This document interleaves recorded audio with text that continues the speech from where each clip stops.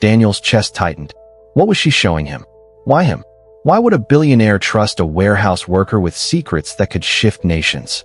What did she see in a simple act of kindness that made her reveal the machinery of power? Elena's voice cut through his thoughts. I want to know something, Daniel. When you gave me this jacket, did you expect anything in return? Daniel shook his head. No. For the first time, he saw something flicker across her face.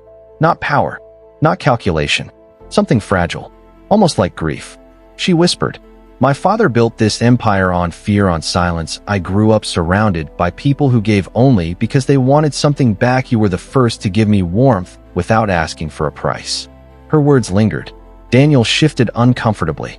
He was just a worker. What was he supposed to do with her confession? The boardroom door opened. Two executives walked in.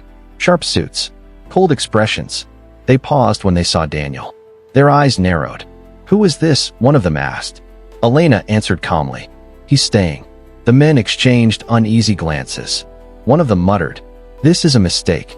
Daniel felt heat crawl up his neck. He did not belong here. Not in this room, not in this conversation. But Elena stood firm. Her voice steady. Sometimes a stranger sees truth clearer than those who sit at this table every day. The executives said nothing more. But Daniel could feel the weight of their suspicion, eyes watching him like he was an intruder. Later that evening, when the warehouse lights dimmed, Daniel walked home without his jacket again. Snowflakes stung his skin, but his mind burned hotter than the cold. Why had she chosen him? Why reveal secrets of trade and governments to someone who barely made enough to eat? And yet, as he walked, he realized something chilling. By giving up his only jacket, he had stepped into a chain of events far beyond a simple act of kindness. Far beyond the warehouse, far beyond the city. The kind of chain that could topple men in suits, or collapse markets across oceans. What happens when the smallest gesture is the crack that opens an empire? And what happens to the man who unknowingly caused it? Daniel did not know the answers yet, but deep inside, he sensed the storm was already moving, and it was heading straight for him. The storm was already moving, and it was heading straight for him. The next morning, Daniel entered the warehouse, but the air was different. Conversations cut short when he walked past. Men stared, then looked away. Whispers followed him through the aisles. Something had shifted. His supervisor approached, normally loud and commanding. Now his tone carried unease. The office wants you upstairs. Daniel's chest tightened. Upstairs was never for workers. It was for those who made decisions behind glass doors. He climbed the steps slowly, every footstep echoing like a warning. When he entered the boardroom, Elena was already there. The jacket folded neatly on the table in front of her. Beside her sat the two executives, their faces unreadable. A pile of documents spread across the table. Not contracts for goods, but reports stamped confidential. Security clearances. Shipment routes flagged in red. Daniel froze. Why was a warehouse worker being shown classified trade routes? Why did the woman who owned everything put trust in someone who owned nothing? Elena's voice broke the silence. These are not just shipments, Daniel. They are arteries of power, oil, steel, medical supplies. Governments depend on them. If they break, nations collapse. She slid one document across to him. A report showing delays at foreign ports. Protests captured in photographs. Men with signs. Empty store shelves in the background. Daniel swallowed hard. He was staring at unrest thousands of miles away. And yet those tremors connected to the boxes he carried every day. One executive leaned forward, his voice sharp. This is reckless. He has no clearance. Elena ignored him, her eyes never leaving Daniel. You gave me warmth when you had nothing to gain. That is why you are here. I need someone who sees the human cost, not just the numbers. Daniel shook his head slowly. I'm just a worker. I don't understand any of this. Her reply was quiet but steady. You will. Days blurred into nights. Daniel kept working the floor, stacking boxes, carrying crates. But now he carried something heavier. Knowledge. Every truck he loaded no longer felt like just goods. It felt like fuel that kept the fragile balance of nations alive. And people noticed. Co-workers whispered he was different. Supervisors eyed him cautiously. Executives lingered near the floor longer than before. One night after his shift, Daniel found an envelope slipped under his locker door. No return name, no seal, just 3 words written in red ink. You are being watched. His stomach dropped. He scanned the shadows. Empty aisles of steel racks stretched endlessly around him, the echo of dripping water somewhere distant. Silence pressed in. Who was watching him? And what did they want from a man who only gave away his jacket? The next morning, Elena summoned him again. This time her face looked different. Tired. Almost hunted. She closed the blinds of her office and spoke in a low voice. Do you believe in coincidence, Daniel? He hesitated. I don't know. She slid the same jacket across the desk, but now pinned to it was a photograph. Daniel stared at it in disbelief. The picture showed him, walking home in the snow. Jacket missing. Head lowered. The photo had been taken the night he gave it to her. Daniel looked up sharply. Who took this?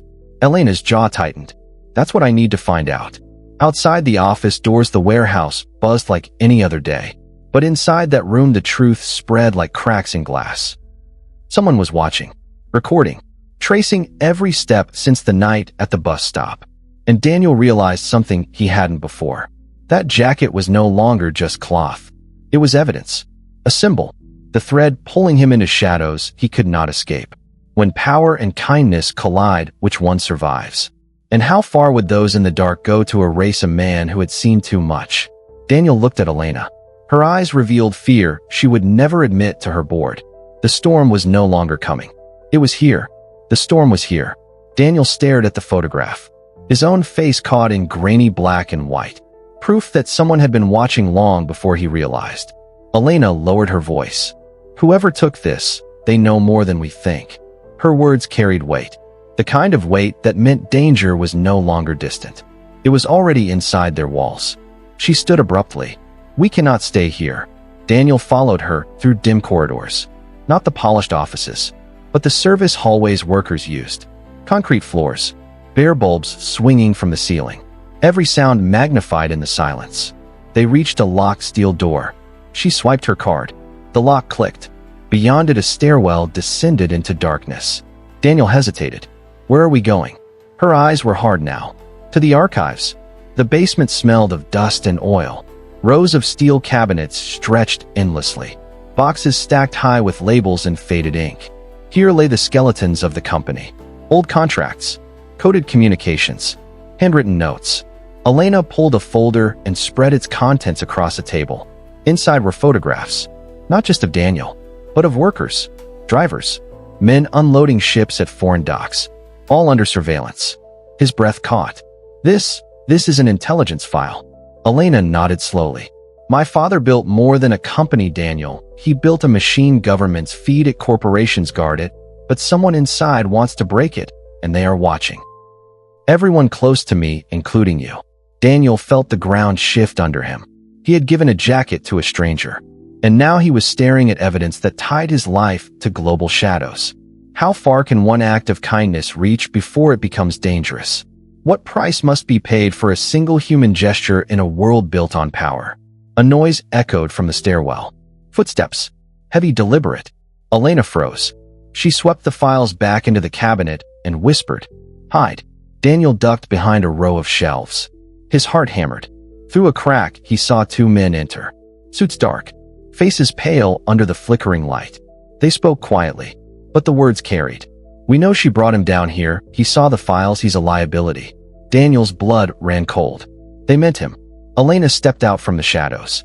Her voice steady. You don't decide who is a liability, I do. The men exchanged a glance. Then one said flatly, Kindness makes people weak, Elena. Weakness makes empires fall. The words struck Daniel like a blade. His jacket, his simple act, now branded as weakness in the eyes of those who held power. The men left, their footsteps fading into the stairwell. But the message lingered like smoke. He was being watched, measured. Wait. Elena turned to him. Her voice was quieter now. You can walk away, Daniel. Pretend none of this happened. Go back to stacking boxes. No one would blame you. Daniel met her eyes. I gave away my only jacket because it was the right thing to do. He paused. Walking away wouldn't be right. For the first time, a faint smile touched her lips. But it didn't last. She closed the folder, locked it away, and whispered a final warning. Then you must be ready, because storms don't just pass, they consume. That night, Daniel walked home through the snow again. No jacket, no warmth, only the echo of her words. Above the skyline, the city lights flickered. Ships still moved in the harbor. Trucks still rumbled on highways. But he knew now how fragile it all was. One act of kindness had pulled him into the machinery that kept nations alive, and into the shadows of those determined to control it. What happens when the invisible worker becomes the center of a story too dangerous to tell? And how long before kindness itself becomes a threat to power? Daniel disappeared into the snowfall, his breath rising like smoke. The storm had not ended. It had only begun.